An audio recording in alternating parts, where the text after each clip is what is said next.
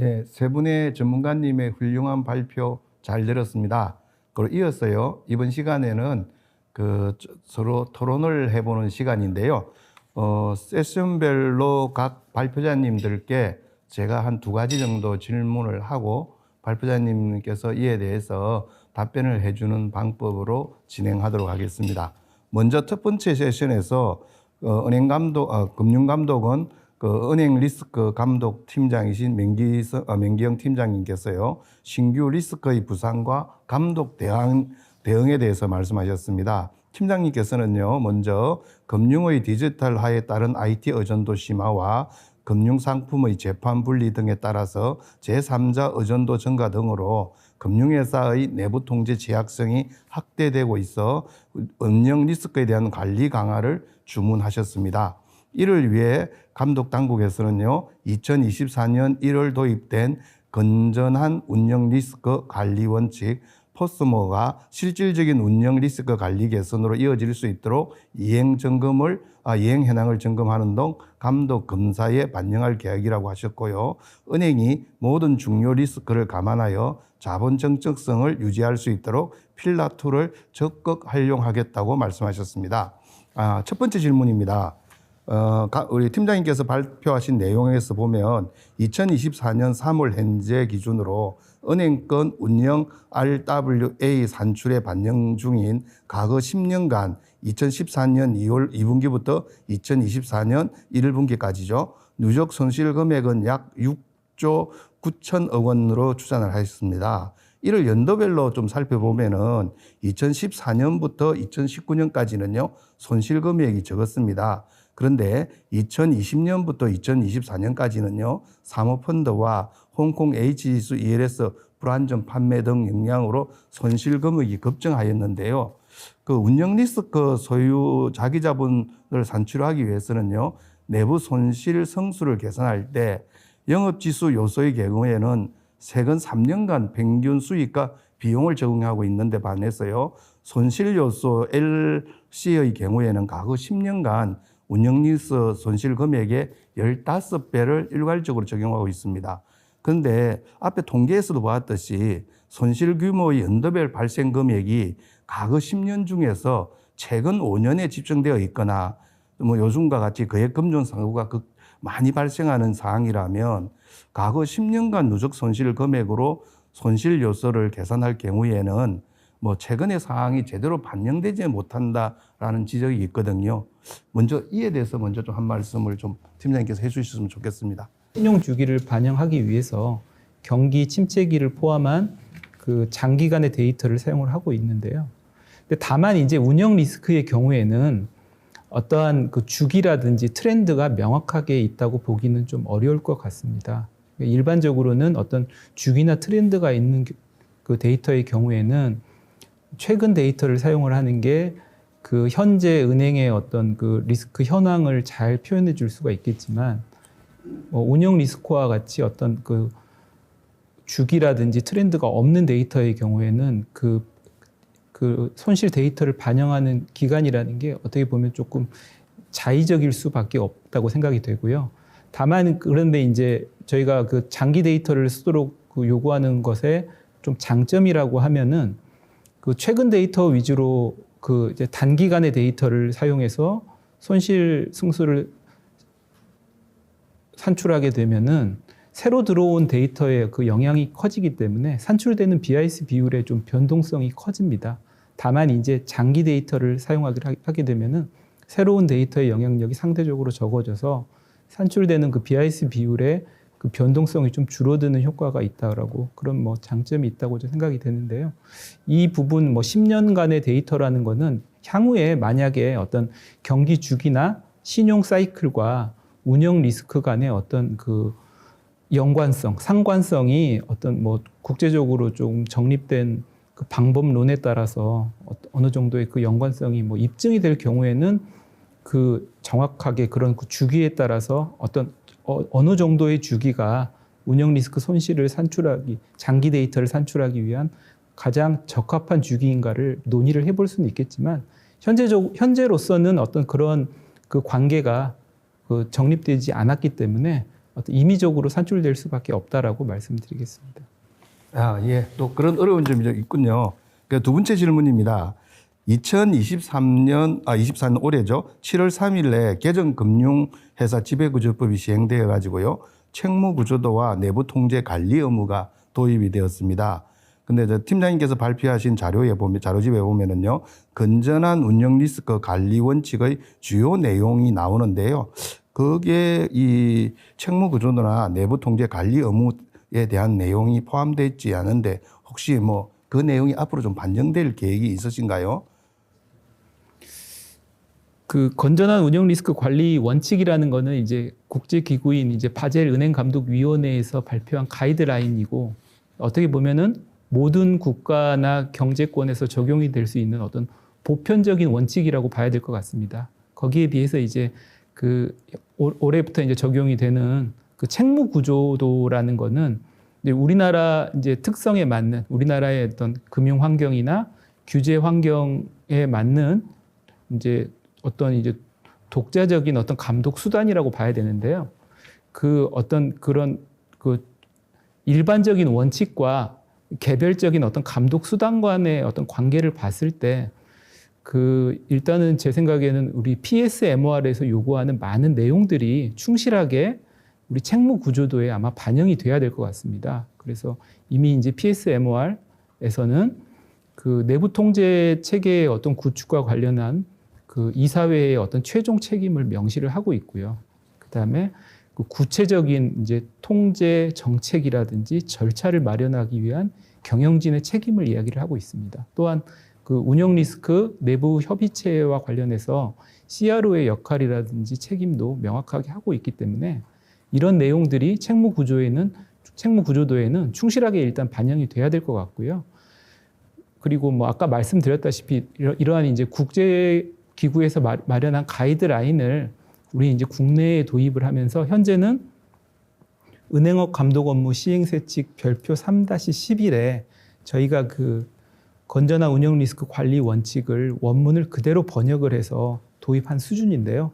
사회자께서 말씀하신 대로 향후에 이제 이거를 조금 더 우리나라 실정에 맞게 이제 조금 개정을 할 때는 그런 그 책무 구조도와의 관계도 좀 검토를 해서 어떤 식으로든 반영할 필요는 있다라고 생각이 됩니다.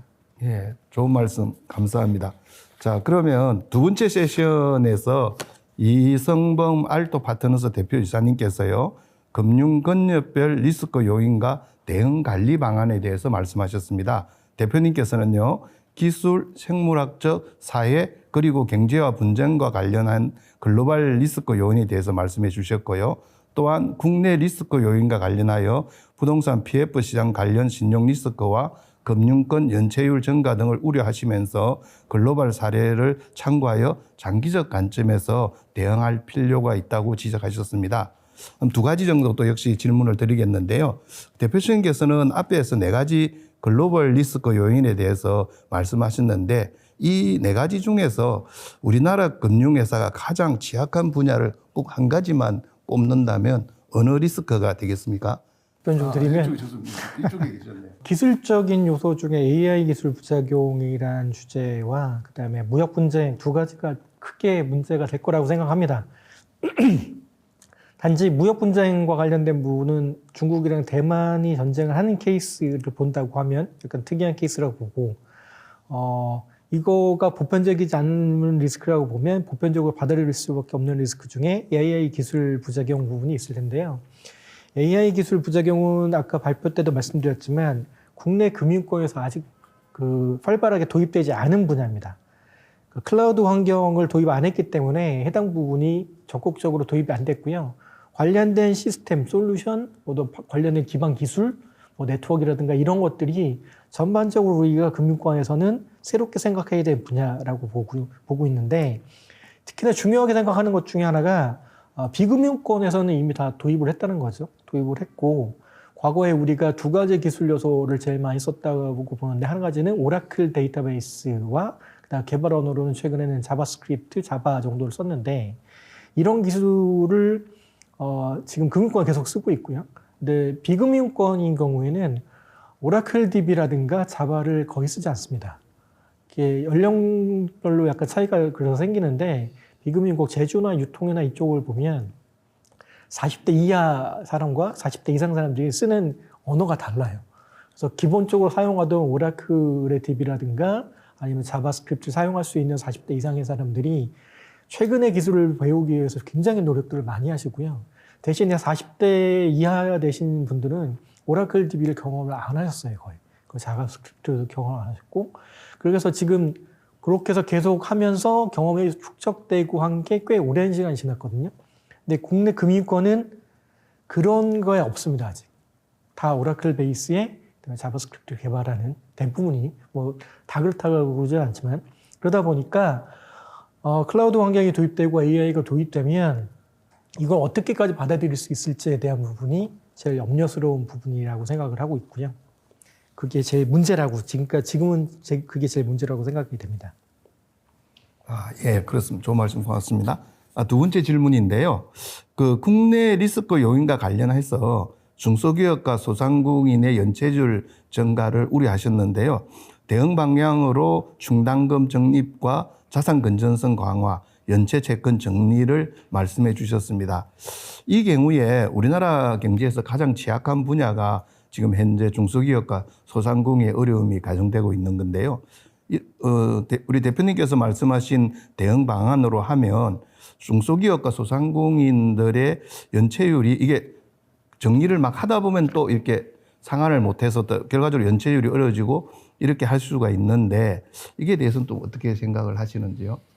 네, 그 부분은 코로나 이전과 이후 걸 좀 봐야 될 것 같아요. 그러니까 코로나 이전의 연체율이라든가 자산 건전성에 대한 부분을 보면 굉장히 높았었죠. 지금이랑 거의 비슷한 수준이었었던 걸로 기억합니다. 근데 코로나 시기를 겪으면서 각 정부, 전 세계 정부들이 똑같이 했었죠.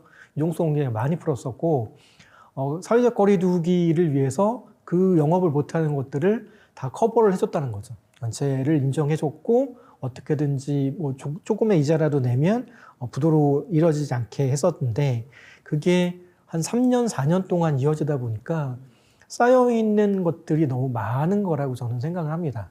뭐 조금 더 일찍 정리가 됐어야 된다고 생각도 하고 있고요.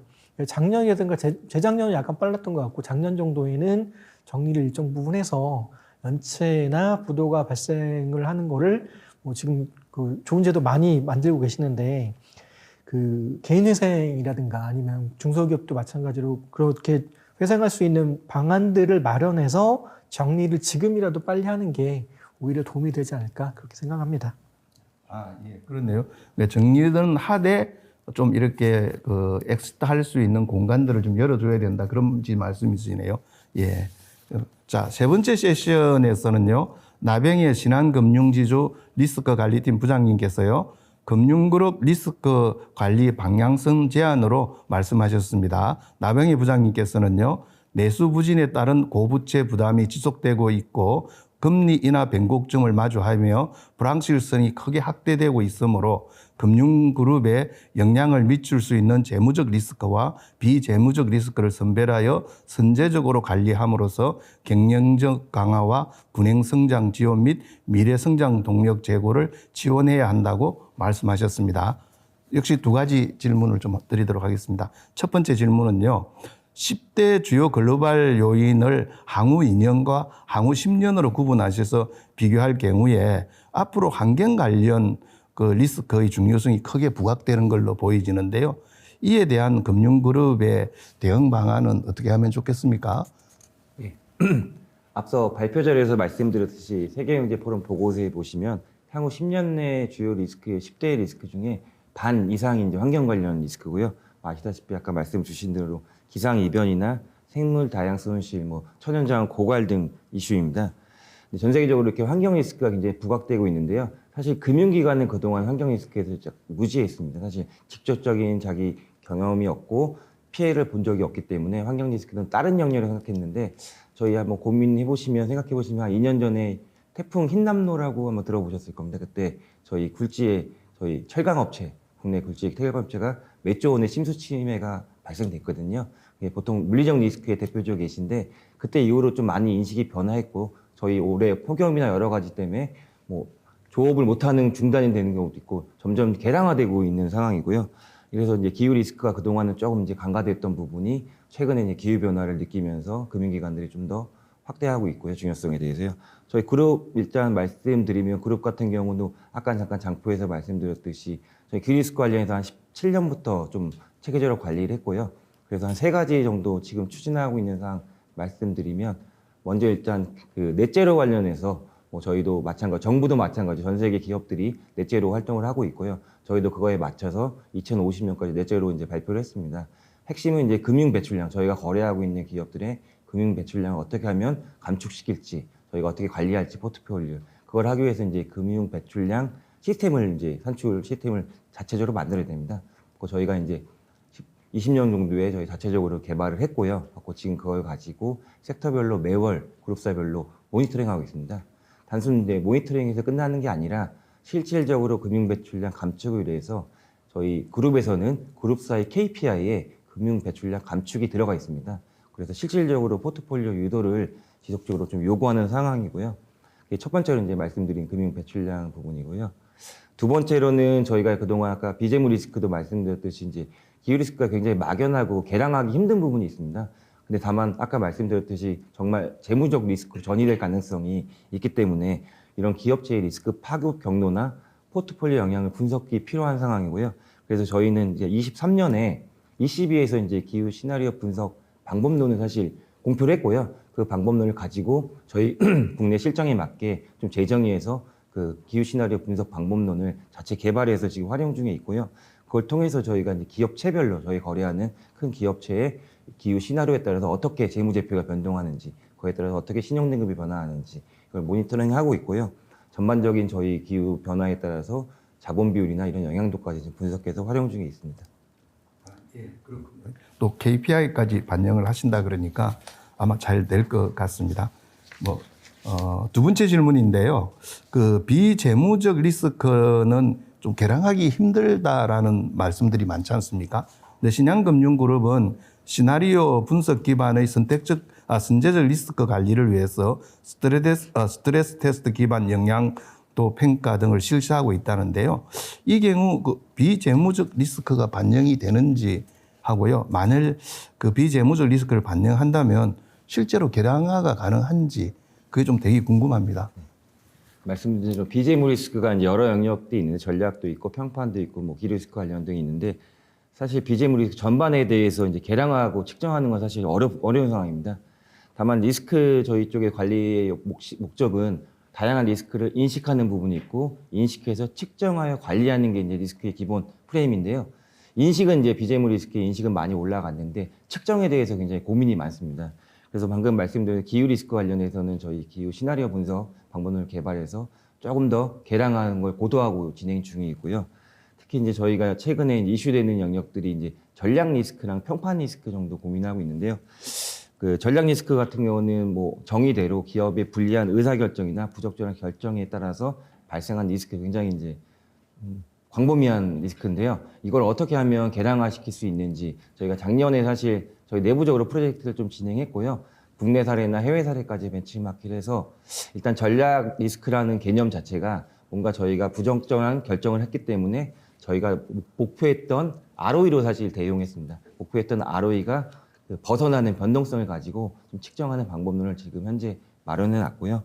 그리고 평판 리스크도 아시다시피 뭐 다양한 요소, 경영 부진이나 금융사고, 뭐 사회적 무리 여러 가지 때문에 평판 리스크가 영향을 받는데 어떻게 하면 개량할 수 있는 부분도 아까 말씀드린 전략 리스크와 동일하게 내부적으로 스터디하고 해외 사례도 좀 분석해서 결론은 주가 변동성, 저희가 상장회사이기 때문에 주가 변동성이나 그 공시되는 여러 평판 지수, 건전성 지표 등 뭐 소비자 보호 지수 등 공시되는 지수들이 있습니다. 그런 걸 같이 좀 결합해서 그런 변동성을 가지고 현재 주가를 가지고 내부 자본을 산출하고 있고요. 근데 말씀 주신 내용에 이제 스트레스 테스트시 반영하느냐 사실 그것까지는 아직 되지는 않고 있고요. 다만 이제 전략이나 평판 리스크, 기후 리스크 관련해서는 저희가 개량을 통해서 저희가 이제 매년 위험 성향이라는 작업을 합니다. 가용 자본 대비 얼마나 그룹이 리스크를 테이크할지 그걸 할 때는 일단 기존에는 버퍼 형식으로 좀 버퍼로 이렇게 줬는데요. 이번에 개량화해서 그 개량화 값을 이용해서 지금은 그 위험 성향할 때 좀 반영하는 부분이 있고요. 말씀하신 부분은 추가적으로 고민이 좀 필요한 영역이라고 생각합니다. 예, 감사합니다. 뭐 더벨에서 언제 기회가 되면 이게 이제 비재무적 리스크를 계량화하는 부분에 대해서 같이 언젠가 토론을 한번 했으면 좋겠다라는 생각입니다. 나름대로 신한금융그룹이 노하우를 좀 상당히 좀 쌓아가고 있는 그런 것 같은데 다른 금융그룹이나 뭐 이렇게 연구자들이 좀 벤치마킹 할 수 있도록 기회를 한번 제공해 보는 것도 괜찮을 것 같습니다. 어쨌든 오늘 이렇게 세 분의 금융감독 당국에서 한 분 나오셨고, 그 다음에 현장 컨설턴트께서 나오시고, 그리고 업건에서 또 한 분 나오셔가지고요. 지금 저 불확실성이 전개되고 있는 우리 금융시장의 리스크 관리를 어떻게 할 것인가라는 데 대해서 여러 가지 뭐 전문적 의견과 조언들을 해 주셨습니다.